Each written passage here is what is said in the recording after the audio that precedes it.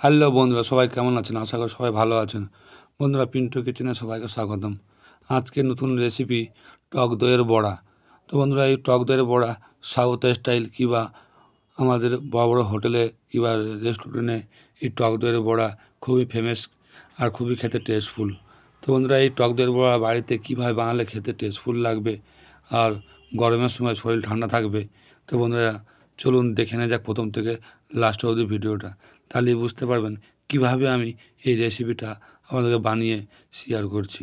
তো বন্ধুরা, এই ভিডিও কেটে কেটে দেখবেন না, কেউ দেখলে বুঝতে পারবেন না কিভাবে আমি রেসিপিটা রেডি করতে চাইছি। তো বন্ধুরা, ভালো লাগলে লাইক শেয়ার কমেন্ট করে দেবেন। প্রথমে আমি 500 গ্রাম অড়হর ডাল নিয়েছি। 500 গ্রাম অড়হর ডাল নিয়ে আমি জলে ভিজিয়ে রাখবো। তো বন্ধুরা, এই ডালটা হচ্ছে ইডলি ধোসা সবই হয়, এর থেকেও বড়া হয়। তো আমি ডালটাকে জলে ভিজিয়ে রেখে দেবো ম্যাক্সিমাম 3 ঘন্টা। 3 ঘন্টা রাখলে ডালটা ফুলে যাবে।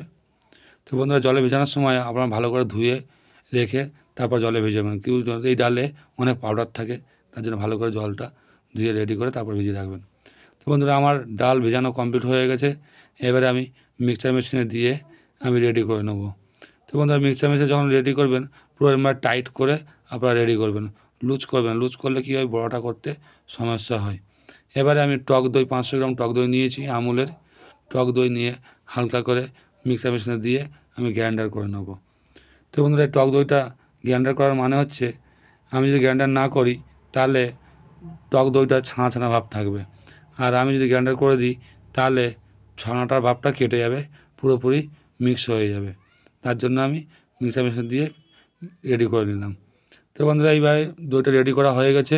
এবারে আমি যে মাওটা রেডি করে রেখেছিলাম সেই মাওটাকে আমি দেবো অল্প করে খাবার সোঁটা আর 1 চামচ লবণ। এইটা দিয়ে ভালো করে আমি মিক্স করে রেখে দেবো। ভালো করে ফাটতে হবে, ভালো করে ফেটে একদম রেডি করে রেখে দিতে হবে। ম্যাক্সিমাম 1.5 থেকে 2 ঘন্টা রাখতে হবে। রাখলে কি হবে, গরমে বা শীতকালে হোক, হালকা করে মাওটা ফুলে রেডি হয়ে যাবে। তো বন্ধুরা, আমি চাপা দিয়ে রেখে দিলাম 1.5 থেকে 2 ঘন্টা। তারপরে দিলাম অল্প করে জোয়ান।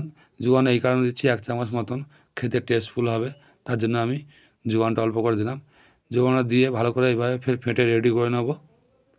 এইভাবে করে ফেটে রেডি করে জোয়ানটা মিক্স হয়ে যাবে, তারপর বানাবো আমি বড়া।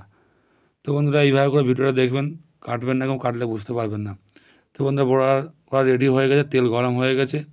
এবারে আমি গোল গোল করে নেব। ঠিক আপনারা এইভাবে গোল গোল করে নেবেন, করে নিয়ে হালকা করে চাপ দিয়ে মধ্যিখানে এইভাবে হোল করে নেবেন। তো বন্ধুরা, মধ্যিখানে আমি ছিদ্র করে নিয়েছি। এবার হালকা তেলে হিট রেখে ভাজতে হবে। বেশি হিট রাখলে কী হবে, উপর উপর ফ্রাই হয়ে যাবে, ভিতরে কাঁচা থেকে যাবে। তার জন্য হালকা তেলে হিট রেখে দেবেন, তাহলে কোনো অসুবিধাই হবে না, ভালোভাবে ভিতর থেকে ভাজা হয়ে যাবে। তো বন্ধুরা, এইভাবে করে আমি এইভাবে গোল গোল করে আপনারা মধ্যিখানে একটা আঙুল দিয়ে চাপ দেবেন, ছোট্ট করে একটা গর্ত মতন হয়ে যাবে, হোল মতন।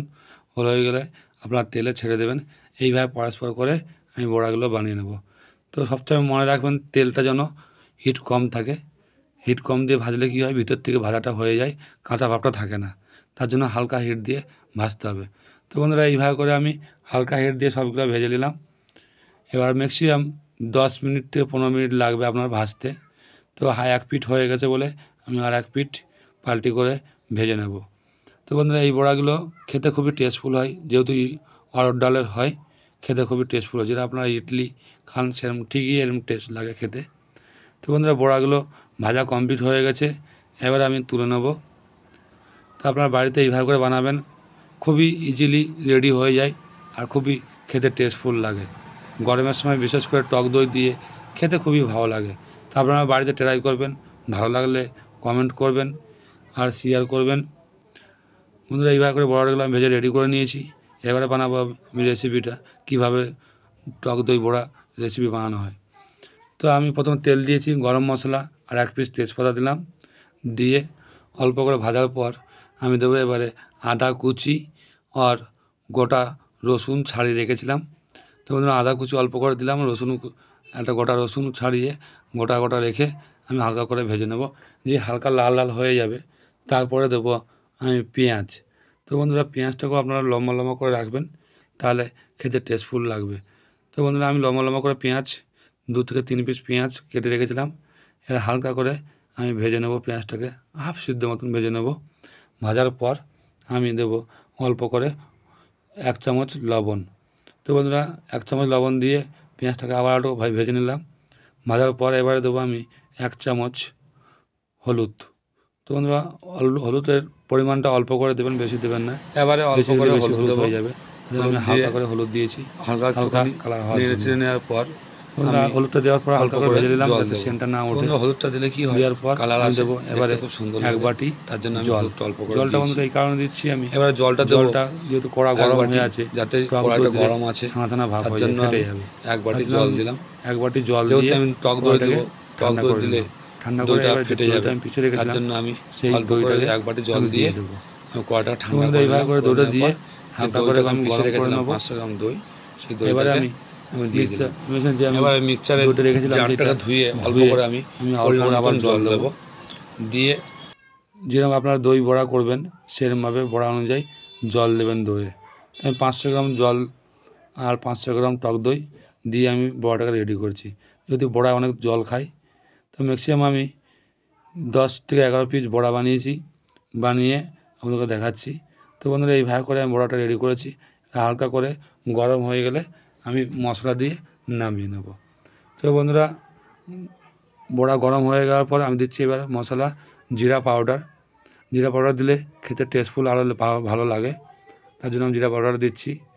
বন্ধুরা আমি প্রত্যেক মশলাই আমি বাজার থেকে কিনে ইউজ করি, বাড়িতে বানাই না। তো বন্ধুরা জিরা পাউডার সেন্টটাও খুবই ভালো, তার জন্য আমি জিরা পাউডার দিলাম। এবার রেসিপিটা রেডি হয়ে গেছে বন্ধুরা। এইভাবে করে আপনারা বাড়িতে বানাবেন,